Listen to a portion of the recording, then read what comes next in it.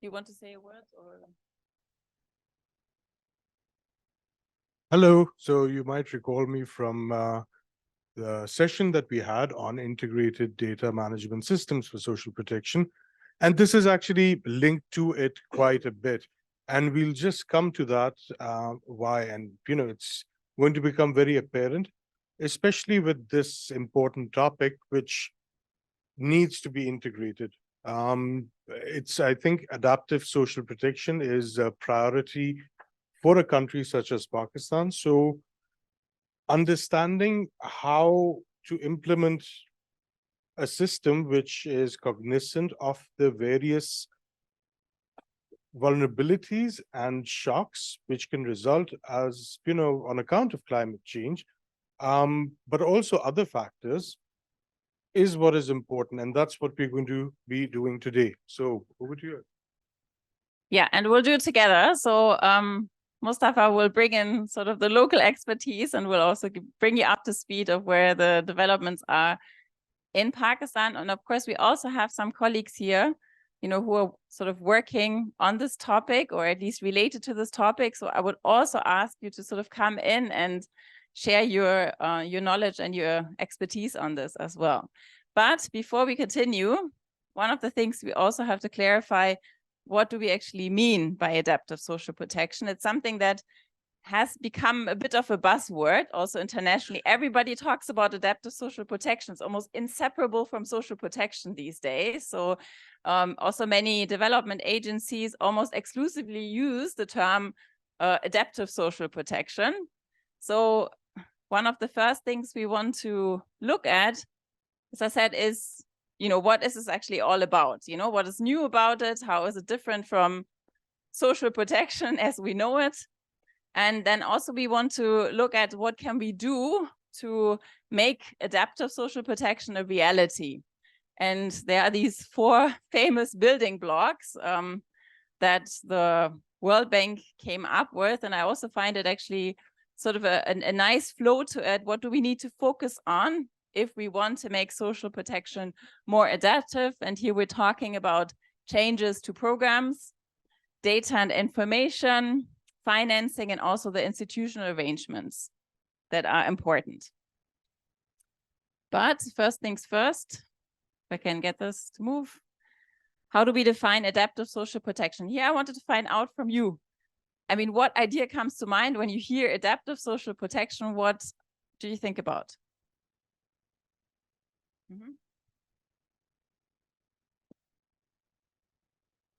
Contribution for savings in order to counter any future shock. Okay, so savings in order to counter future shocks, to be better prepared. Long-term social protection system, okay.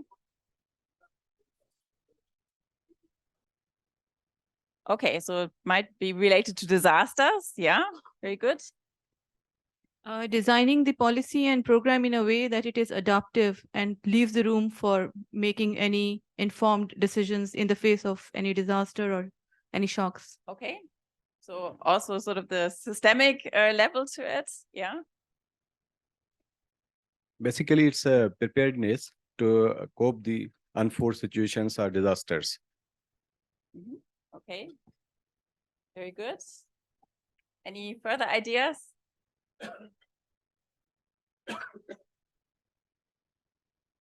So from the name, it appears that it is context-specific social protection. That is. Context-specific, yeah. So maybe the adaptive element has something to do with it, that we also need to adapt to the context. The systems need to adapt. People need to maybe adapt in terms of savings and, their overall behavior. Yeah, very good. Any further ideas? You can also say you have no idea. These are such initiatives which makes people more resilient in order to cope unforeseen any disaster or risk. Okay.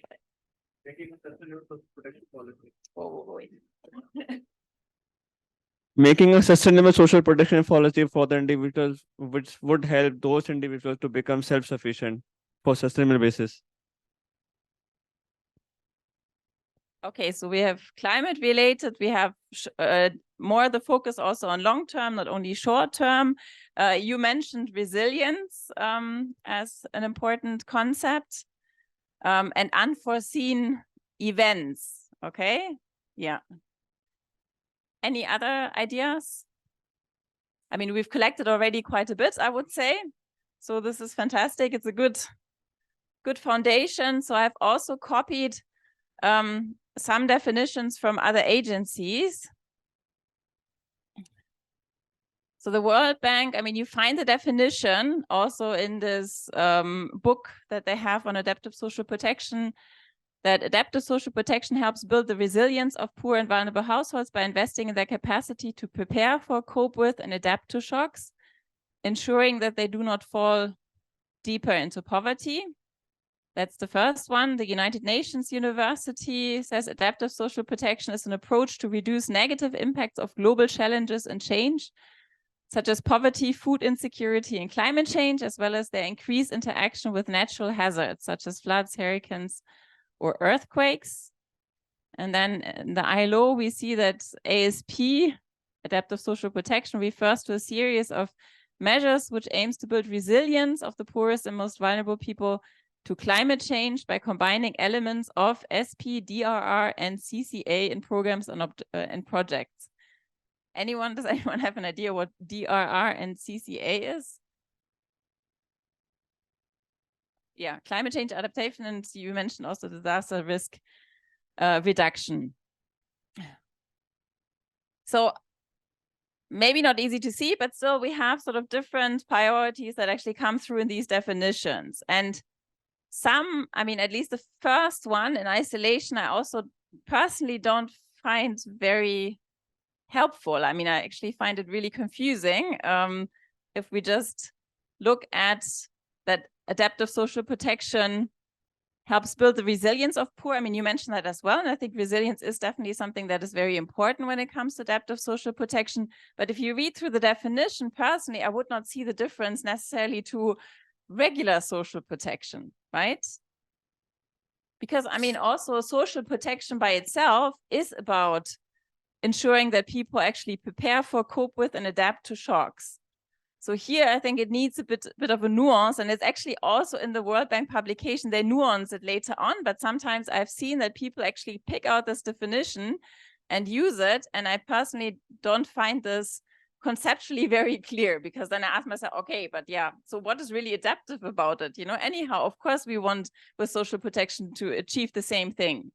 So, but you have nuanced it already. I mean, you talked about not only resilience, but you talked it in the context of unforeseen events, disasters, sort of the change of perspective possibly as well. Think a bit about the future. So I think this is important to actually complement the definition or not pull it out of isolation. Yeah? Yeah. No definition talks about integration of disaster risk reduction, social protection, climate change challenges. I mean, if we look at the three of the definitions, none of them talks about integration. You're right. I mean, it talks about combining something, but it's not really sort of about integrating them sort of entirely, right? I mean, it talks about combining elements of these three.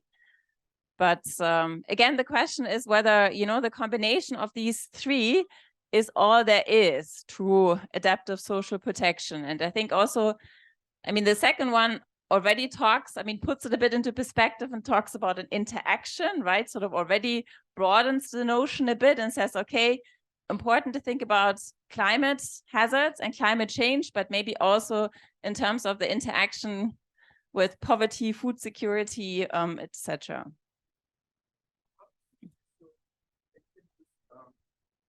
Build on to this. When we look at vulnerability, right, which is coming to a population, we see certain thematic areas which are over here, right? Especially in number 2 and number 3. We know that they're talking about natural disasters. They're also talking about climate change. Now, if we want to build resilience of a people, we should know how these occurrences climate change, natural disasters are impacting that particular group. And that's where, at least I think, that integration would make a lot of sense, even though not included directly in the definition. But I think it's a very valid point that it doesn't necessarily talk about integration in the definition. Yeah, and I think they're also, yeah. Right. I think adaptive social protection is not only about the investing in people. It's also investment in the systems, because you are forcing a scenario where communities are weak or systems are weak. For example, take the example of Sindh. In last year's flood in 2022, there was massive destruction of houses and monsoon floods. So more than 1 million houses collapsed. So it's what I understand, the adaptive social protection is also investing in systems, the capacity building of the people, the livelihood development of the people, and skill development, and investment in the infrastructure as well. That if you are investing only in the people, you are providing social assistance or social security to the people in the poorest quintile or fourth quintile. But if you are not investing in systems, so where they are living, the area is not means secure or well in security or in a development phase. So the investment will not make any difference. I think that's a good point. I think that also relates to the point that was earlier made also, that systems, I mean, a social protection system by itself needs to be adaptive, so also be sufficiently flexible so that to respond, but also that we need to think a bit more about the context, as you were saying, not just the individuals, but also sort of the context that they're embedded in. And if we talk about disasters, if we talk about adaptation in the end, it also means, of course, that we're going to look at the surroundings. I mean, very difficult to just adapt people's capacity and so forth without really taking a good look around, in particular when we're talking about climate change. So this is, of course, not irrespective of the context, right? If means systems are infrastructure not supporting, so what money will make for them? The richest people in the flood area, they were looking for the survival during the monsoon flood, and that was disaster. So the money didn't make any difference for them, and even the vehicles and everything, all assets, they were unable to move. They were looking for the survival and looking for the support and help to escape the disaster. So I think you have really hit the nail on the head, right? When it comes to, let's say, supporting a population in dealing with a crisis, whether you are supporting them in preparedness, with coping, or then later diversification and adaptation, it is going to be exactly context specific. And that context, which you just mentioned, that let's imagine there's just been a flood, right? If you give people, if all the supply chains have been disrupted, if there are no markets in that area which can provide goods and services, you have to give them food, water, medicine, housing. And that's exactly what I think PDMA does. Then when it comes to the stages of, let's say, rehabilitation or sending them back, you need a different type of approach for that. And it is all entirely dependent on the context.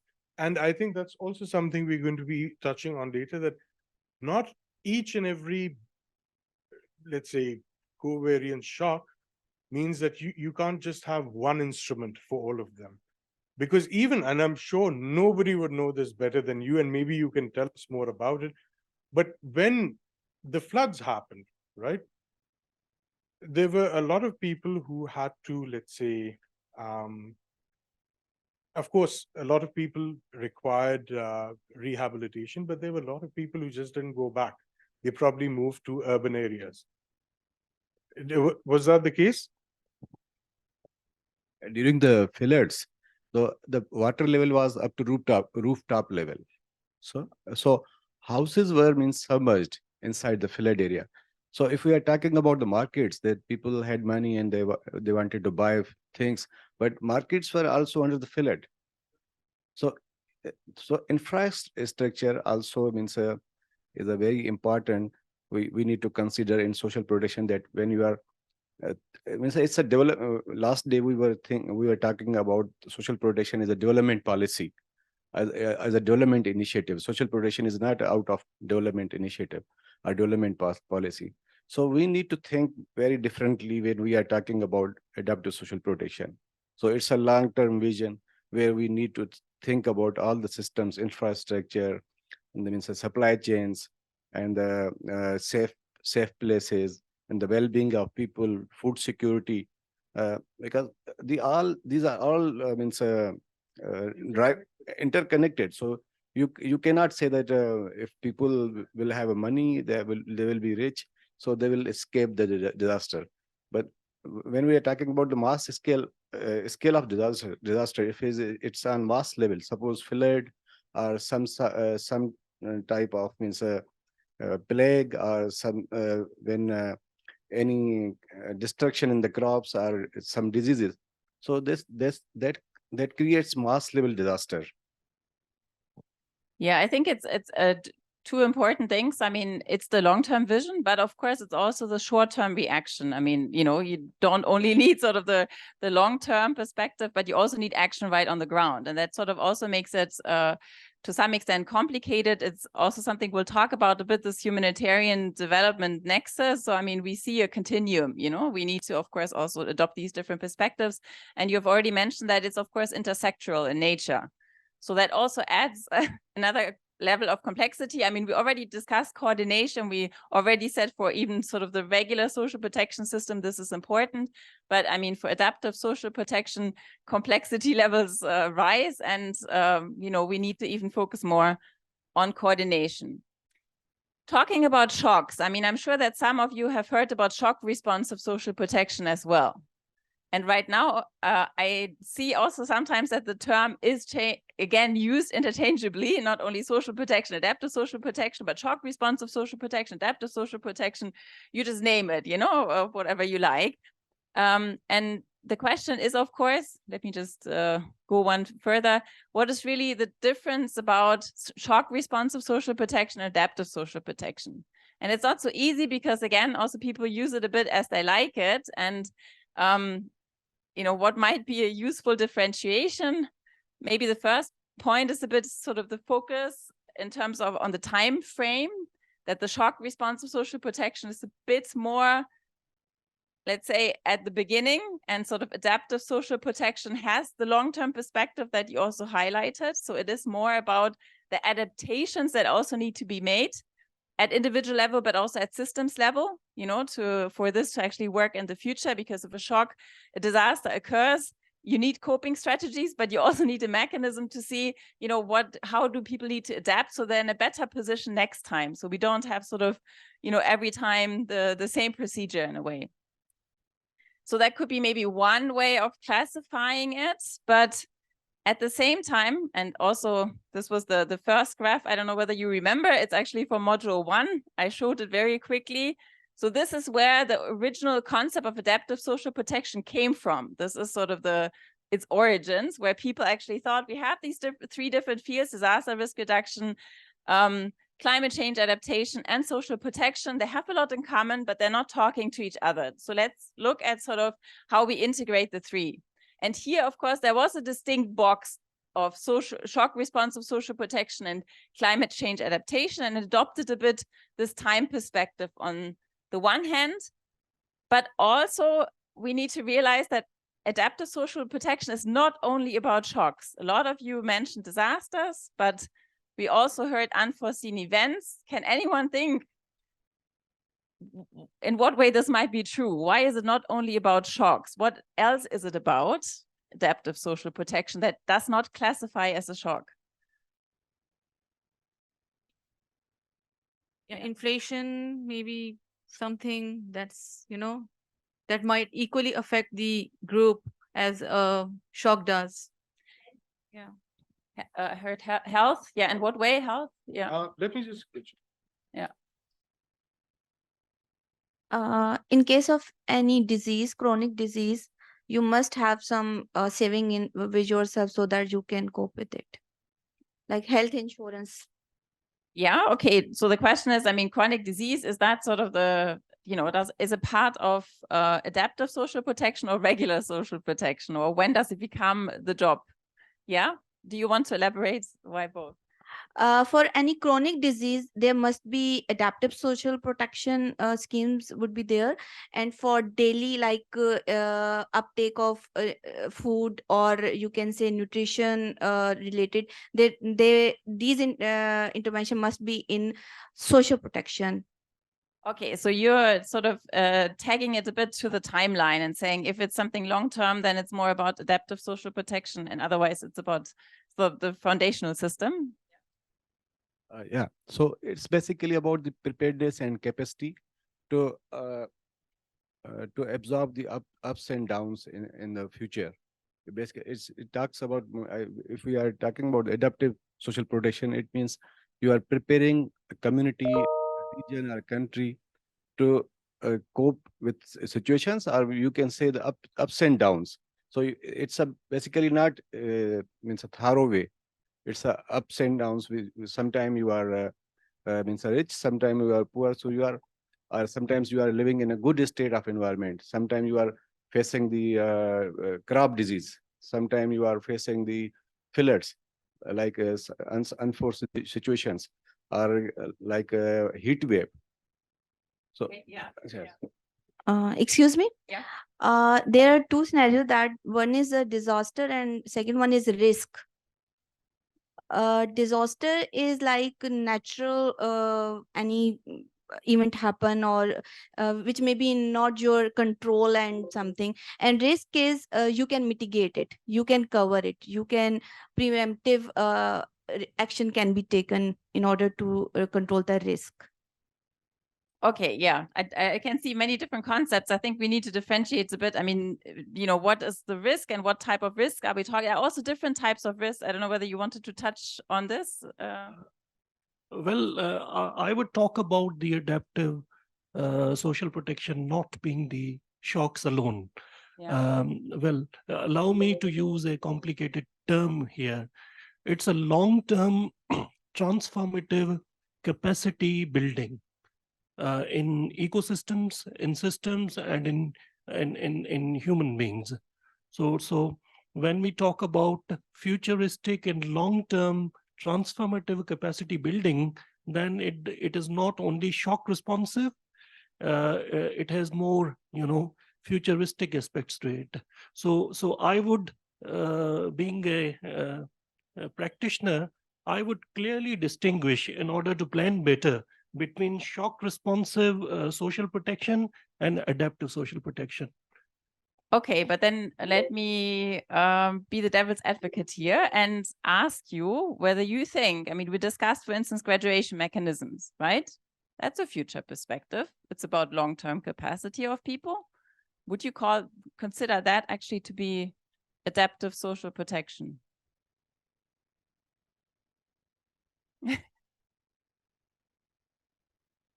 I'm really glad we're having this debate, because I think it's... Well, I cannot debate on the definitions with Mhm. you. You people are experts. But as a practical practitioner, it would make my life easier to distinguish between shock responsive and adaptive social protection. Yeah. I'll be able to plan with clarity on these two different dimensions. I completely agree. And I think that's why we're also doing this exercise, to get some clarity and not to throw everything into one basket, right? Actually, the shock responsive social protection is the term that is used when the shocks affects a large population. That is related to shock protection. When there is shocks, poor and rich, everyone is affected by that shock. Adaptive social protection is something building resilience in the poor and vulnerable to absorb the shocks. This is the main difference between, I think, so there's a shock responsive social protection and adaptive social protection. Yes, thank you very much. And I think here, let us differentiate again between, what is a risk? What is a shock? What are we talking about here when we talk about the regular social protection or foundational systems, as some call it, shock responsive and adaptive? Just a second. So we have different types of risks. And if they materialize, the risk, we usually call it a shock, right? Everybody faces risks, but, we only call it a shock if it really sort of happens, occurs. We have individual risks, and we have what we just heard, sort of the collective risks, or covariate risks, as some might call it. And so this is the differentiation when we talk about regular social protection and adaptive social protection, that we talk about different types of risks or shocks. So risks that affect a larger population that are also not planned for. We know that people are going to have children. We know that at some point, some people are going to get unemployed or, actually have too little to live on, etc. We know people are getting older. So this is something we can plan for. And the collective shocks are a bit more problematic because they are not as easily planned for. They're probably becoming more predictable or plannable in the future. But until now, the system has not really been, or the social protection system, I should say, has not really been sort of well prepared to cope for it because it's not sort of part of the standard program. So the individual risk is something that we've been focusing on a lot more. So we have now the collective shocks. This is one element, but we also have other events that affect the population at large. We have shocks, but also you mentioned, for instance, temperature rises. So there are also low onset events, as we call them, that actually change the situation and affect the population at large, and that we also need to do something about. So, it's not just about the a heat wave instantaneously, but it's also about sort of climate change, rising temperatures, rising sea levels, changing situations. And I think, I don't recall who, but I mean, also several of you, I think you also talked about not only natural disasters, but there are also other slow onset events. Someone mentioned, I think you mentioned inflation, other economic and social demographic changes that we need to be concerned about. And that the social protection system at some point also needs to respond to. And this is actually what we're talking about. And this is why ASP is about collective shocks, but shock responsive is as well. With ASB, we talk about the longer term vision. So also the adaptations that are necessary, not only how we cope with shocks, but also how we prepare the individual, society, the system at large for future collective shocks. And then another element is actually these slow onset events that we also need to deal with, and where social protection can also play a role. In particular, when we're thinking about climate change mitigation, etc., social protection can actually be quite a helpful policy instrument. I think this is probably one of the best discussions I've heard on adaptive social protection. So thank you so much, everybody, for helping me understand this better. But now, after that reflection, I'm thinking that despite, let's say, what we went over in the previous slide when we were going over definitions, the World Bank framework for adaptive social protection, where they are talking about, let's say, first preparedness, then coping, and then adaptation, applies really well because it helps bridge that gap between what the practitioner is saying and what, let's say, the academia would be saying. And it's like those covariant shocks. So slow onset, let's see heat waves, right? Of course, if in a particular area, we know that temperatures are going to be rising, and I'm sure a lot of you have worked in agriculture or, have familiarity with the thing. Of course, the crop cycles are going to change.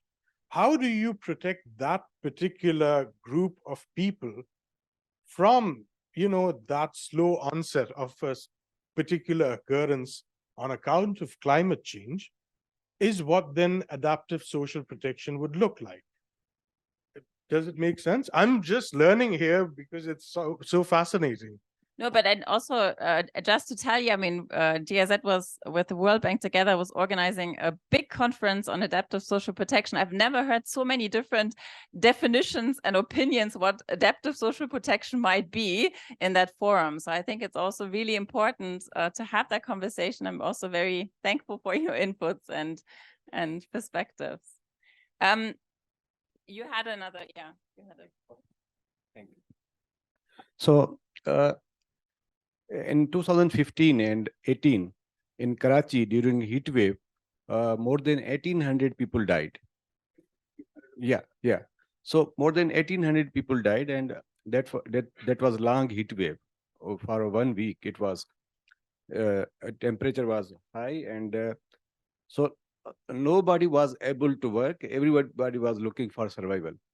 So from this example, we can say that shock responsive social protection is basically a social protection type which provide response during the shock. If any shock appears, so this is a short-term approach.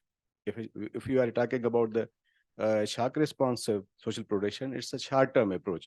While when we are talking about the adaptive social protection, it's a long-term strategy which involves preparedness and capacity building, and it's a part of long-term vision as well, and part of development. Exactly. And then, but don't forget the collective elements to the shocks, because also individuals can face, like if I'm, losing my job, this is also a shock for me personally, right? I mean, so, we're talking here about the collective and the slow onset events as well. So that's sort of the difference to the shock responsive. Or also to I just want to add, Mr. Nadeem Saab has said that I just giving an example of his discussion, like in flood, during flood, BISP has responded as disbursing rupees 25,000 rupees per household, and it was shock responsiveness social protection UCT. But now we are going for hybrid social protection, in which we are going to open insurance accounts for a third quintile. That is adaptive social protection, so that we are making them more resilient, so that they can be prepared for any shock or any response during such disaster. Yeah, very nice example. Thank you. All right, let's move forward. I mean, we already discussed this, and it's also mentioned in some of the definitions and examples that we're not talking just about natural disasters here, right? So we're also talking about pandemics. We're talking about economic shocks that affect the population at large, right? There has been a big debate about inflation, for instance, now as a result of the war in Ukraine that also affected many countries and, of course, many people in those countries. So this is difficult to see. I just wanted to show you from sort of the global risk reports here, if we go up a bit, that there are different risk categories, and I think all of them we should be mindful of. So it's not just about sort of the natural, but the economic, the geopolitical, societal, and also the technological changes that we need to have in mind. And why? Because all of them, of course, affect us, but also they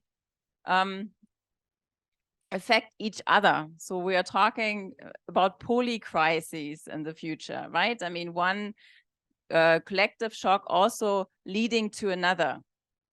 A war in Ukraine actually having ripple-on effects on the economic situation, on inflation, right?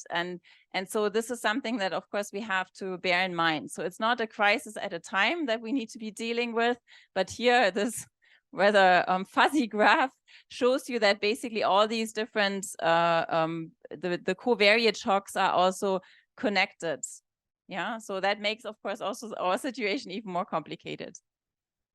Lead to social problems like inflation can leads toward poverty and robbery, mobile snatching, and etc. Yeah. Can we say this?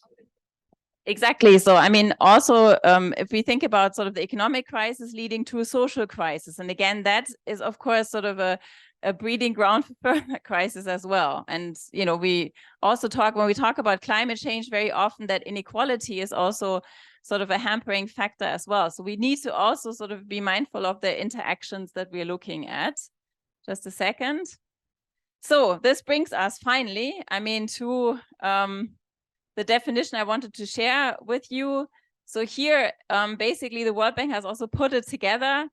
It talks about natural man-made shocks, such as pandemics, natural disasters, economic crisis, fragility and conflict, and forced displacement have become increasingly frequent, interconnected, and devastating in recent decades.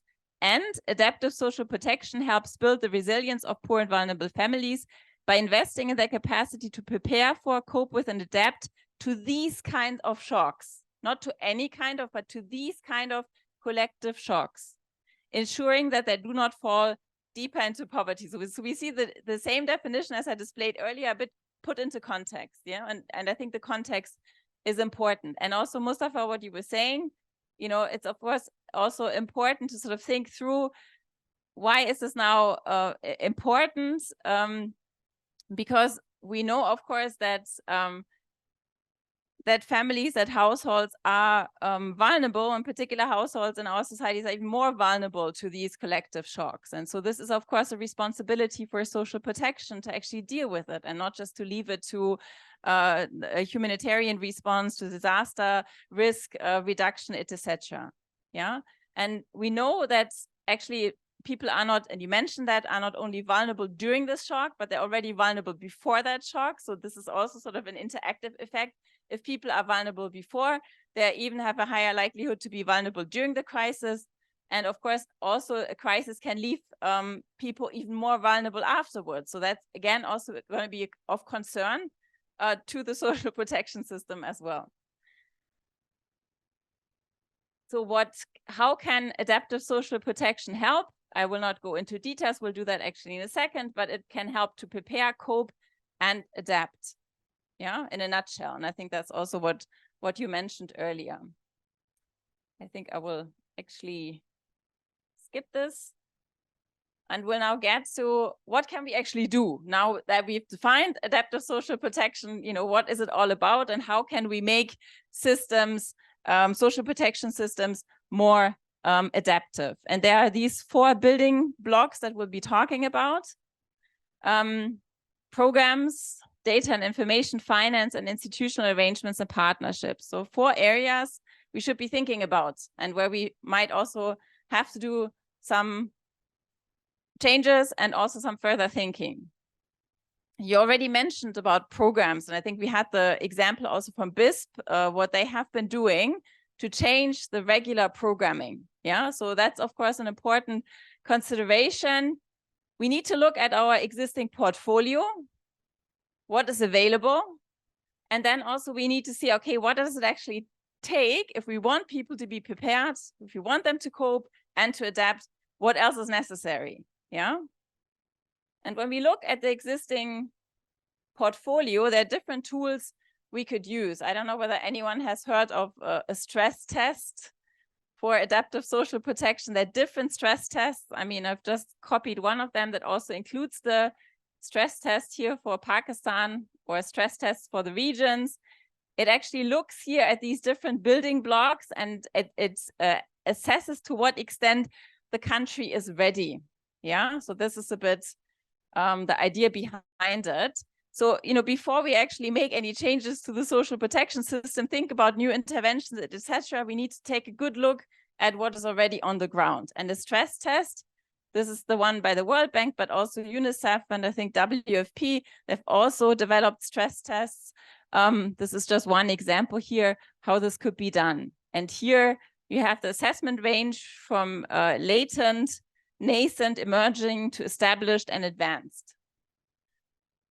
And for Pakistan, and it's actually sort of a recent assessment or fairly recent assessment, I think from last year or 2021 latest, classified Pakistan in terms of the institutional arrangements that are in place to actually achieve the preparation, the coping, and the adaptation are nascent.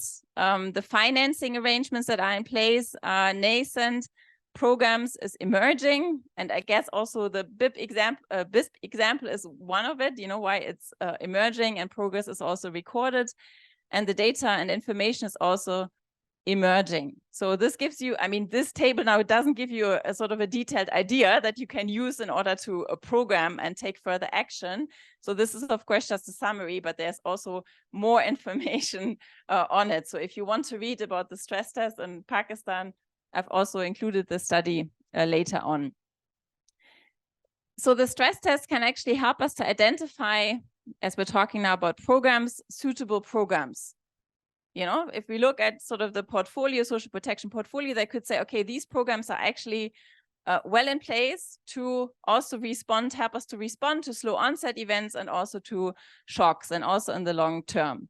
But in order, you know, for these programs to be really suitable, we also need to have, or to ask ourselves a couple of questions. I mean, the first one is this actually the right tool for the job? So are the objectives, for instance, of BISP compatible with this emergency response to a shock? So is this something that we can easily put together? The next one, which is even more complicated, are those that are being reached most vulnerable to shocks? Why might this actually be a question? I mean, if we have identified people in our social protection system, for instance, now through BISP, we know people are hopefully vulnerable if they're below the PMT score. Why is this now a question we should be asking ourselves when it comes to these collective shocks, whether they're also vulnerable to shocks?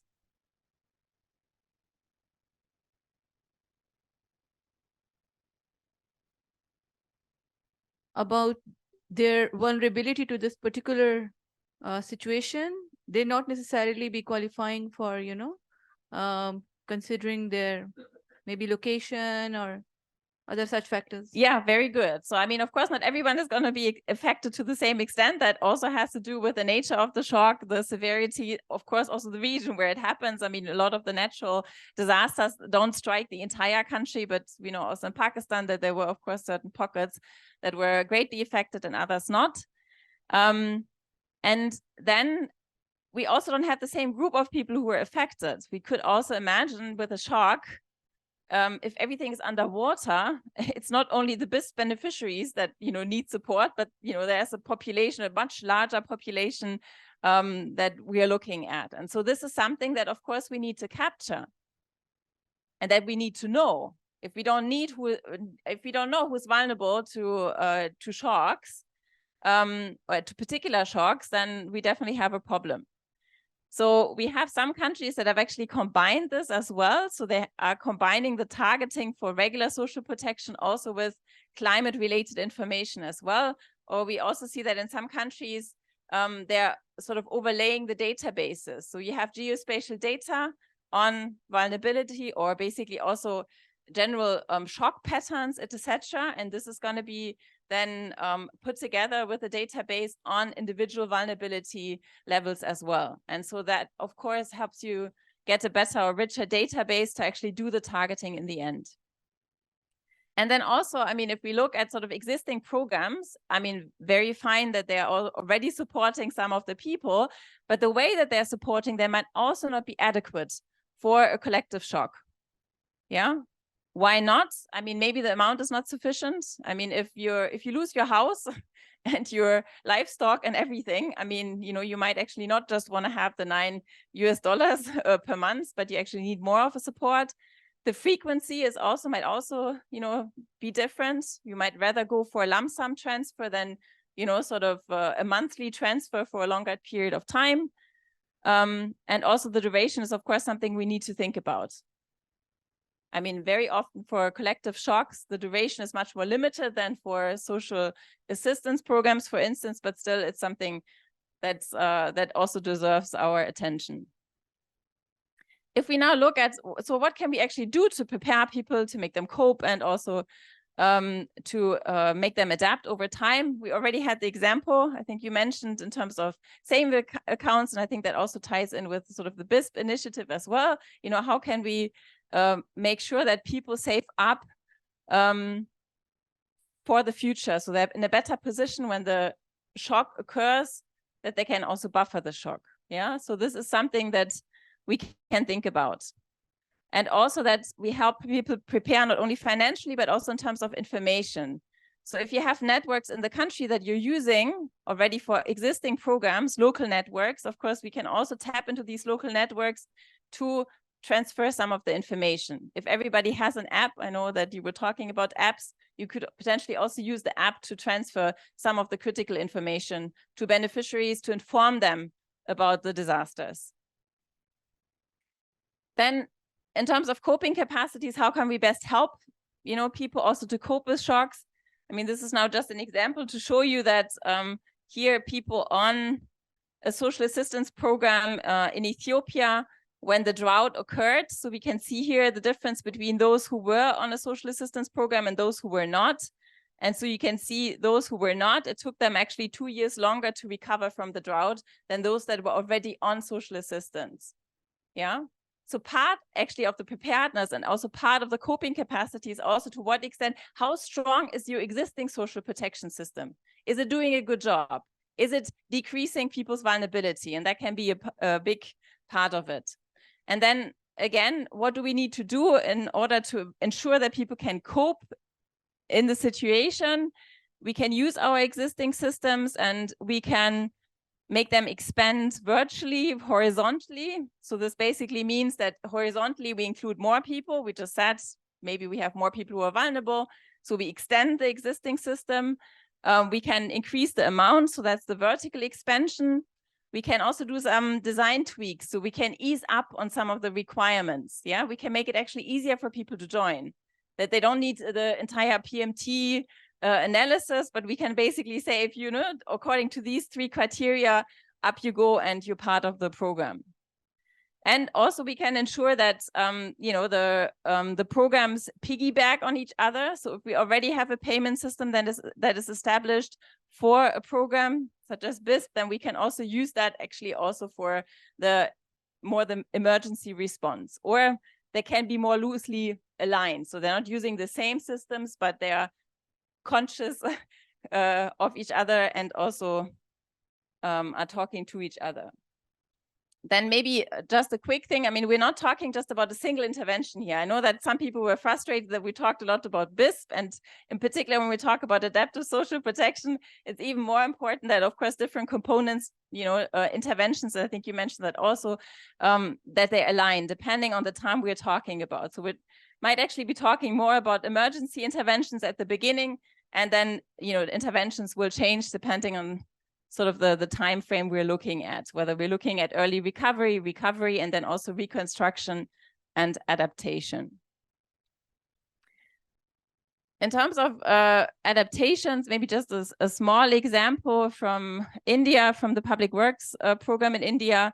So that's also sort of a nice example for adaptation, because it has really not only build people's resilience of different climate to different climate shocks, but it also has built the community's resilience through these public works programs, because it has invested in community assets, improved irrigation, afforestation, land management, flood control, and infrastructure development. So I think it's a nice example to see how you can use one program, support people, but at the same time also do something about climate change mitigation in this case, right? So this is a bit the long term. How do we get people not only sort of covered during the crisis, but also how do we make sure that, their skill sets are adjusted, that they have something to build on for the future? And that refers to human capital, but it also refers to infrastructure, that you make some changes to the surroundings. When it comes to data and information, again, I mean, we talked about this need for an improved understanding of vulnerability, and also how this intersects with poverty and how risk affects also vulnerability. So our IT system, in terms of the data we need to have more data also on people's vulnerability. And I remember you talked about the NSCR data in Pakistan not capturing some of these dimensions as well. But I think Mustafa wants to talk about this and you criticize that it doesn't cater for everyone's needs. And so this is, of course, something to think about. Right. I'll keep that in mind. Thank you. With regards to data, and this is what I was saying in the beginning, that we'll have to come to this, right? When we are talking about vulnerabilities, slow onsets, right? Climate change adaptation, any system which we have right now, let's look at, for example, and I'm sure the BISP colleagues can actually inform us better of this, but at present, you know, the system which we had in 2022, when we were looking at, for example, during the COVID response, availability on employment status might not have been available with anybody, right? Similarly, when we look at things right now, within the overall data set that we have with the NSCR, we probably would not have the type of information on climate, you know, and how climate is impacting a particular population group. I do know we have information on, for example, how much agricultural land they have, how much, let's say, what crops they actually invest in. There was even one of the fields which included, if I remember correctly from, you know, the time, what the mother tongue, you know, was in that survey. Now, when we are looking at the importance of integrating databases, just think of it that the National Disaster Management Fund, NDRMF, which is an institution established by the government of Pakistan in 2017, they've conducted these risk mapping exercises, right? These are known as multi-hazard vulnerability risk assessments. They're there for 20 of, you know, the cities and regions where we have, you know, the most likelihood of, let's say, disasters happening. Imagine how rich your database would then become if you get that information and integrate it into your system as well.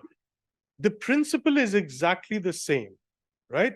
That just like you were using the wealth profiling indexes with, you know, supplementary data coming in from the FBR or telcos, or let's say, you know, land registration authorities or excise and taxation, that was the basic element of, let's say, the wealth profiling setup. If you add the multi-hazard risk assessments to it, it would further enrich the data in a way which then allows you to already identify who are the people who are perhaps most vulnerable to those risks, and then tweaking your program, just like the country beautifully did so during COVID, make the necessary changes and help the system adapt. So that's essentially what I wanted to walk through. And that's why we need that data integration. And that actually goes back to our previous section, that how do we develop those systems? I think we've covered that. So,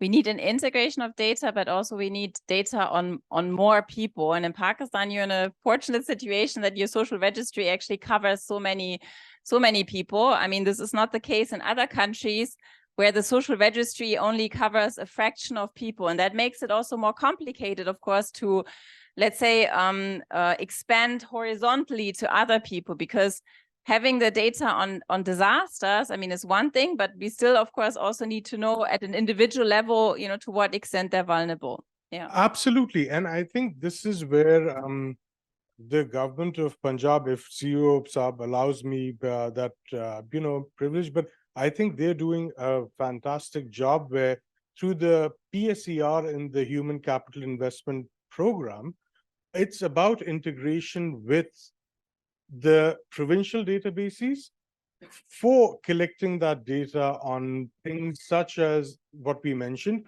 But also, I think one opportunity would be getting data from PDMA of who are the people who regularly, or what areas regularly experience, let's say, disasters, specifically the people who experience those disasters, and then already perhaps supplement them with an additional cash transfer to build their resilience and to give them that coaching, mentoring, and that would then bring that system about.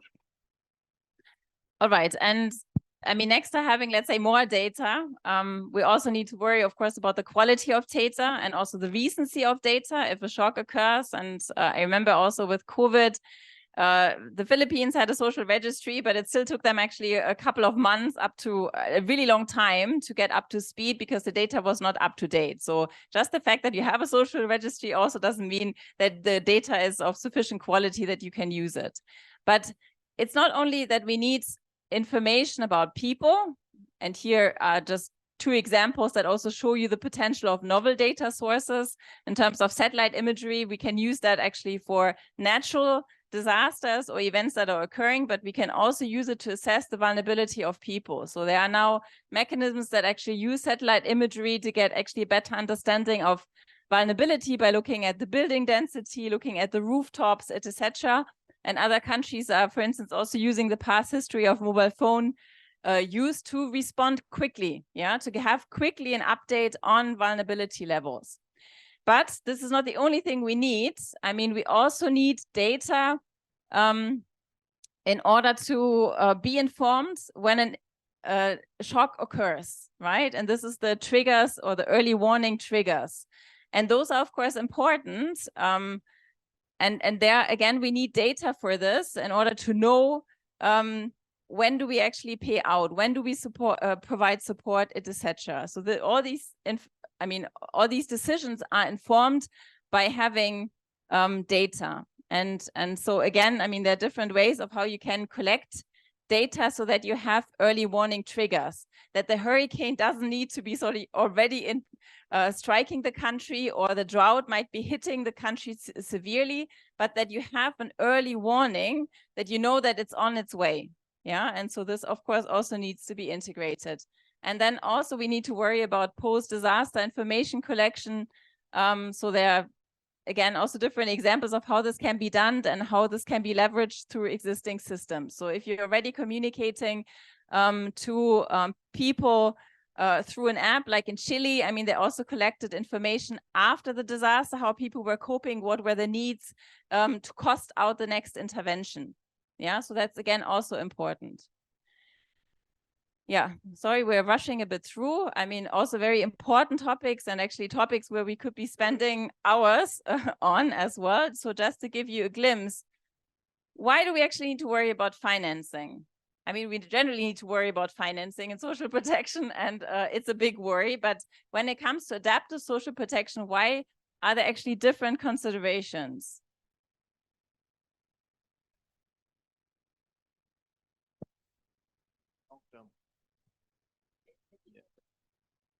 You said continuous process and long-term funding. Anyone else?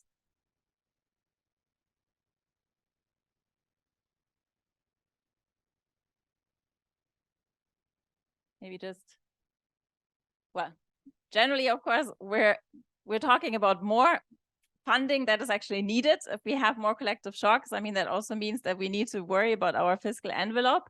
But there's also another consideration here, and this is about the timing of resource mobilization and the costs if we actually mobilize resources at hindsight.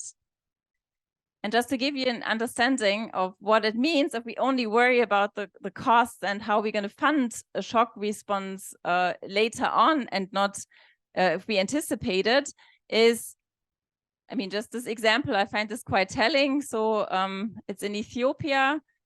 Reactive funding actually, or sort of the responsive funding in good time, made the country save actually $6 million on the spot, and also thinking about the economic consequences. Remember that we said that it takes a long time for people to recover.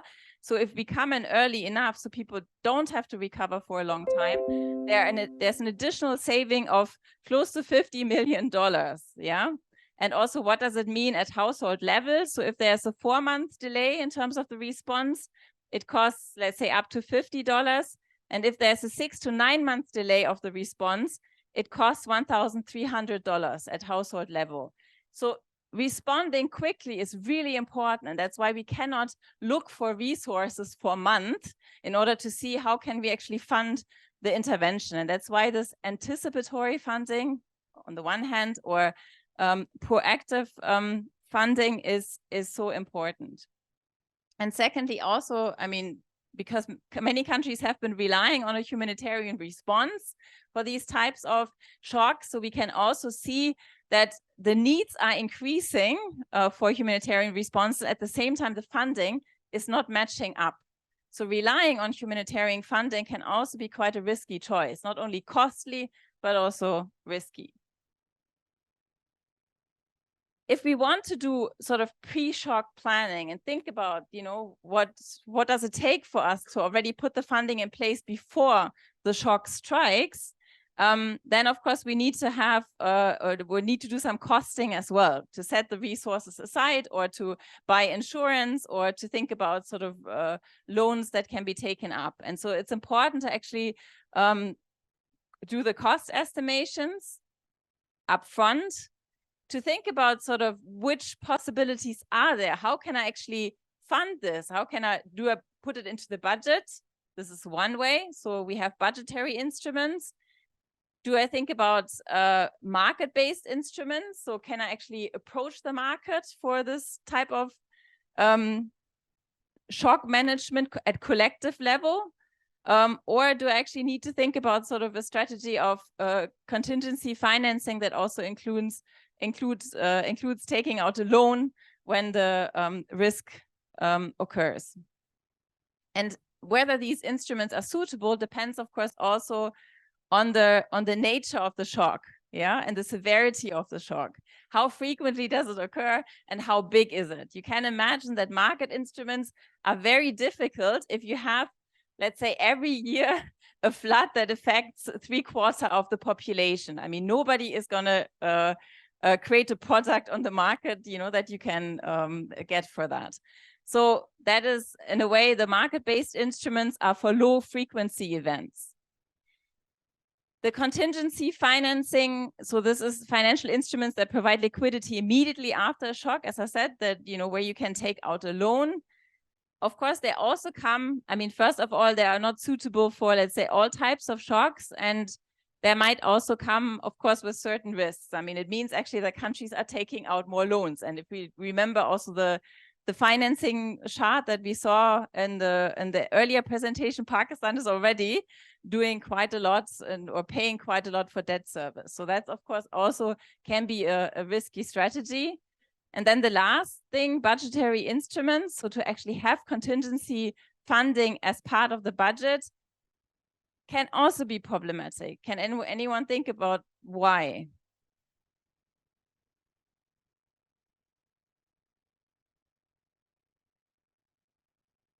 If we have that actually as part of our budget, you know, that we actually say, okay, we know on average, if we look at the costing here, so on average, this is the cost we're looking at per year. So we actually create sort of a budget line for these disasters that might strike.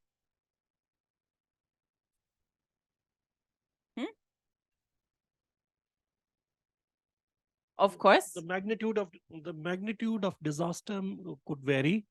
So budgeting disasters is not an easier job, and it's highly unrealistic to budget disasters.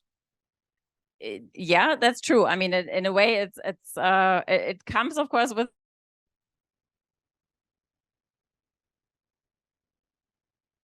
like this one, and so, you know, we're working with an average, so it might actually not be enough, or you might be setting aside quite a bit of funding that you're not going to use. And that is, of course, in resource constraints areas also, I mean, the opportunity costs are quite high because you could be using this money, of course, also for other purposes. Yeah. So this is something, again, also to consider. I would also like to say that sometimes in the process of budgeting, when the revisions take place, so you can't really, you know, fix that amount, and that amount might even get lost or get reallocated. And at the same time, so there could be, it also depends on the practice of budgeting, how we deal budgeting as government. Yeah. Very true. I mean, of course, you also have a certain risk with the loan that you're taking out. You also don't know whether this is going to be, in the end, also spent on adaptive social protection. There are, of course, also the possibility when it comes to budgetary instruments, not just to reserve funding, but also to reallocate funding. So that's also what's happening in countries, that you divert funding from a different area into sort of the management of the collective shock. Of course, there's also donor financing and humanitarian resources. And what do we see here? I mean, no country relies just on one instrument. I mean, there is not just one big collective shock that might occur. So anyhow, you need to think about which instrument might be suitable. And also, as you said, I mean, even if I plan for this average amount and a bigger disaster strikes, I still need to have the additional resources in order to cover for the extra need. And so that's when you might actually want to approach donors, you rely on humanitarian resources, or you have an insurance product that just covers sort of the tip of the iceberg. Yeah.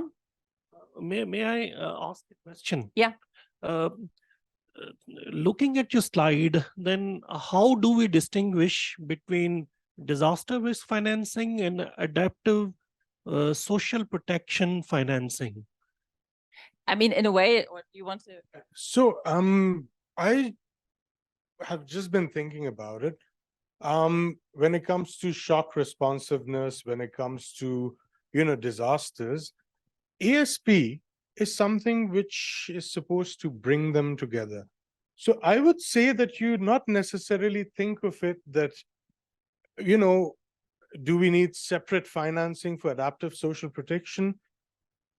Pakistan, through the National Disaster Management NDRMF Fund, has actually developed this disaster risk financing strategy, right? What would be great is if you, the practitioners of social protection, can ensure that social protection needs are integrated into it. And that would then be your one strategy, that it's not just about that shock, it is also about, as Esther explained, the subsequent layers of interventions which are going to be required to actually build that type of resilience. So just to give an example, if you're looking at immediate aftermath, right? I was just recalling some figures that it was estimated that just between 2008 and 2012, 46 billion is the US dollars is what natural disasters and, all of these things costed Pakistan. Now, that's just human loss, let's say immediate crop losses, and let's say reconstruction cost. But what about the cost associated with rebuilding livelihoods, right? Once that is integrated, and if you can build preventive measures to actually help people cope with the varying changes that are going to take place, you don't then need a different strategy. You just need a more holistic approach. So I hope that clarifies. I think that was a really nice answer. Yeah, sure. So it's about all about data. When we say about the shocks, so it's unpredictable that when the next shock will occur.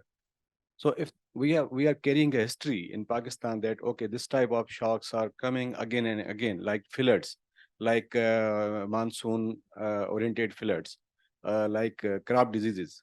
So in this case, we are investing continuously. In system like reserve fund, we are allocating funds to allocating funds and continuously invest those resources to build the capacities, to build the systems. That's adaptive social protection. It's a long-term strategy. Basically, you are looking for a long-term development plan, that if any shock is appearing after some time, so the people and systems are capable, and they can absorb shock and they can rebuild again.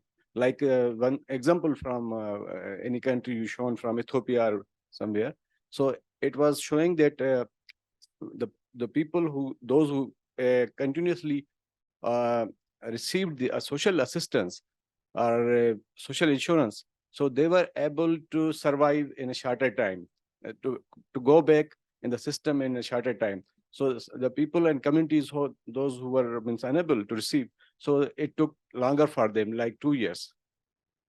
Yes, thanks a lot. And maybe just to also illustrate what you were just saying, and then I think we're wrapping up shortly. Here, I mean, about the cost estimations, it's not only about sort of the shock, it's not only about the vulnerability, but it's also about the type of response we adopt. And I think here, this is what you also mentioned, this is where the difference comes in, right? So, and also where social protection or adaptive social protection has a role to play. And then last but not least, we don't only need to prepare, I mean, in terms of know the cost estimates, know how we fund it, but also we need to disperse it. And so their countries, of course, are also at different levels. I mean, I think Pakistan is in a pretty good position also to disperse funding quickly, but this is, of course, what matters. And then last but not least, I think we'll just summarize this very quickly. We need these multi-sectoral partnerships. We discussed how difficult it can be to actually bring people together, but when we have actually a shock, it's even more important that there's not a lot of debate, discussion, role finding, etc., but that we really have a structure in place that is already sort of thought about earlier. We have a clear division of roles and responsibilities, and ideally we have one agency that is in place and not, you know, 2, 3 agencies that then are coordinating. And we need this, I mean, to be specified not only for the multi-sectoral level, but also the vertical level, so that also we need to know, last point here, what is the capacity at local level? If you set funding aside at provincial level, you might again also exhaust resources at some point. When does the federal level come in? And also how does the federal level come in terms of personnel, infrastructure, vehicles that you need, etc. So that's of course also something to think about ahead. And then not only sort of within the country, but also to think about sort of how do we bring in the humanitarian actors as well. And, you know, how do we sort of have a good join hands together and have a good collaboration there. And that's, of course, complicated because already if we look at the humanitarian sector, I mean, the study mentioned 4,480 actors that are involved. So, you know, there are many people, of course, to coordinate across. And that makes it also so cumbersome in a way. Yeah, I think that's it. I mean, we know this was quite a bit of information, and you might have not found all the answers now to your questions, but if you want to read up, I mean, we've compiled some resources that you might find useful. So it's about Pakistan, it's generally about adaptive social protection. It's also about extreme temperature, so that you also have a bit of information on the slow onset events. Yeah. So that's pretty much it from our side. And we know that some of it might have been also a bit theoretical. So as a next step, we'll actually do an exercise where you can put this a bit more into practice and put also the different building blocks together in a particular country case study. Yes, I think so. And so just to state that, I think a lot of development partners are investing in this particular topic. And right now, there is an opportunity for all of you to actually contribute to that knowledge of how you're going to build that system together. And this exercise is precisely about that.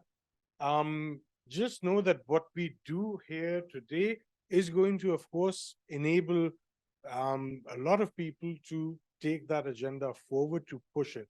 So we're really looking forward to this exercise. Use it now, or do we go for tea? So let's break for tea. And in the meantime, we'll set up for the group activity. Abhi kya time hua? So let's be back by 11:30 at the latest. 11:30 पर आप अपनी seats पर वापस हों ताकि हम अगला session start करें. Thank you.